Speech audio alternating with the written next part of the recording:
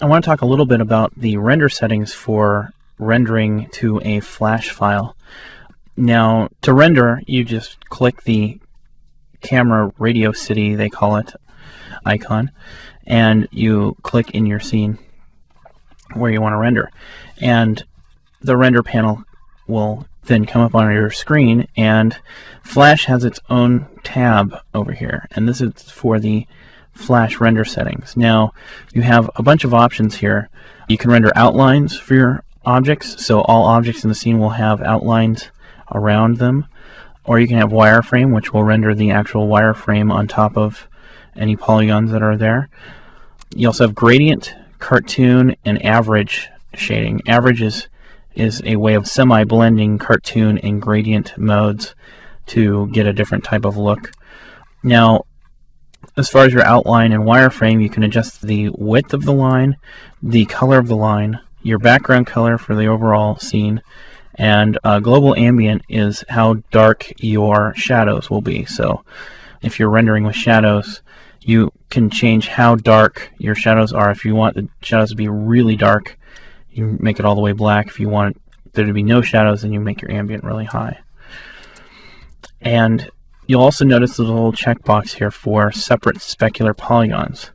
Now, if you have gradient turned on and you have a specular highlight on your object, it's going to create a gradient to look like the specular highlight. If you don't want that, if you want to have a hard cartoon hotspot, then turn off a gradient mode and turn it into cartoon mode and select specular polygons here, separate specular polygons, and it'll actually create a round polygon based on where the hotspot is that is white, that will represent your hotspot. And that'll give you a nice, hard, shiny look to your renders. And the last thing in this panel is the sampling level. Now, to show a little bit of this, I'm going to make the sampling level really low. And if I hit render here, it's going to, of course, whenever you render an SWF, it asks you to give it a name, and it will save the file during the render. So I'm just going to call this sample low and hit save. And now, one thing to keep in mind as well is that when you're rendering Flash files, there is no progress bar. I'm not sure why that is, but there is no progress bar during the render, so keep that in mind when you're rendering. So you can see when I had the sampling level really low that I have these angular edges here on the ball. Now, this of course is going to be a much smaller vector file because there's less points in the curve to make the ball, but that may not make the smoothest curve that I want.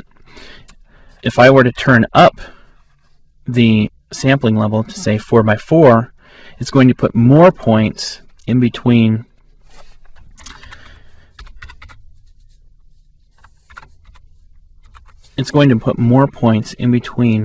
the arc of the circle so that you'll get this nice curve.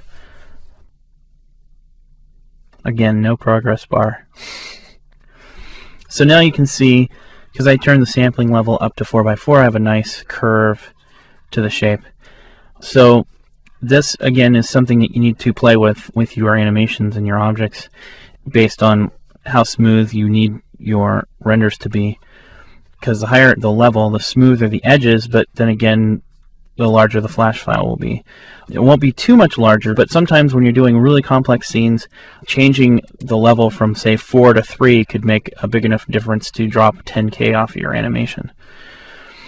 So, also, when you go to render a Flash file, you have to change your output setting from where the default, which is still image, to either Flash still or Flash animation.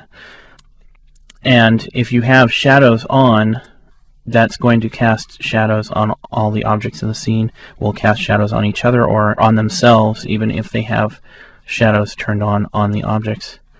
So, which is also, like I said before, adjusted by your global ambience. So, if I were to go ahead and let's turn on specular polygons.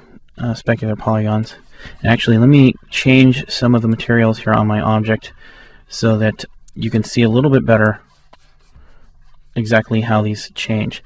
So if I take the specular roughness and make this a little bit brighter, and let's make this an actual white, a specular color, so we can see the hot spot a little better. And now I go into render here, and I turn on the separate specular polygons and hit render. We'll call this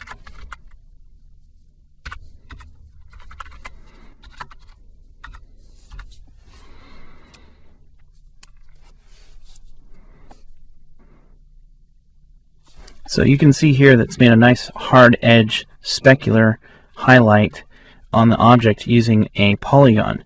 So it's actually created a new polygon there, an actual vector shape to represent the hotspot. So there's a nice hard edge to it, which gives it more of a marble, hard object feel.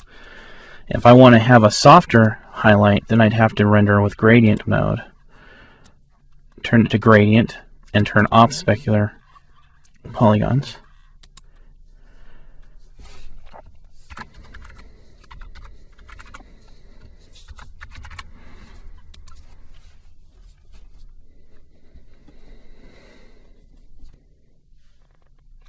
So you can see now I have this softer edge highlight, and of course it's a really wide highlight because that's the way I set it on that object.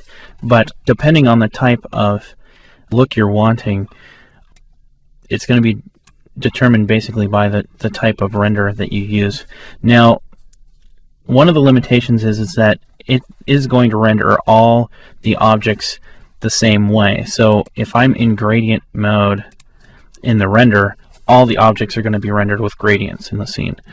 Now, underneath sampling level, you'll notice a sampling quality setting. Now, I find that this is best set at 50, the default setting. If you go much higher or much lower than 50, you'll start to see some artifacting happening in the way that the polygons are rendered for the Flash movies. You'll see some angular artifacts. And I think this was a feature put in there for the programmers use for tweaking things. You can play with it a little bit and see what type of results you get, but I found that for my use, at least for most uses, 50 is the best setting to have, and really the best way to adjust the quality of your movies when rendering to Flash is to adjust your sampling level, where 1 by 1 is a lower quality, less detail in your curves, and 6 by 6 would be the highest quality with a lot of detail in your curves. And of course the 6 by 6 would be a larger file size, whereas the 1 by 1 would be a lower file size. So it's just a matter of choosing what best fits your needs for the particular movie. So I would use sampling level over sampling quality for your quality setting. If I'm in cartoon or average or outlines, wireframes, this is affecting the whole scene as a whole. So if I wanted some objects to have outlines and others not, then you'd have to do 2 different renders to get those objects to have the different looks. So one tip would be to set up an animation. If you had one object you wanted to have outlines and the other not, hide one of the objects, render out the scene one with outlines, and then do the reverse and hide the other one and unhide the other and render it without outlines, and then in Flash bring them both in and line them back up. But it will render everything in any of these settings the way they are set. It will render everything in the scene that way. So keep that in mind when rendering your objects.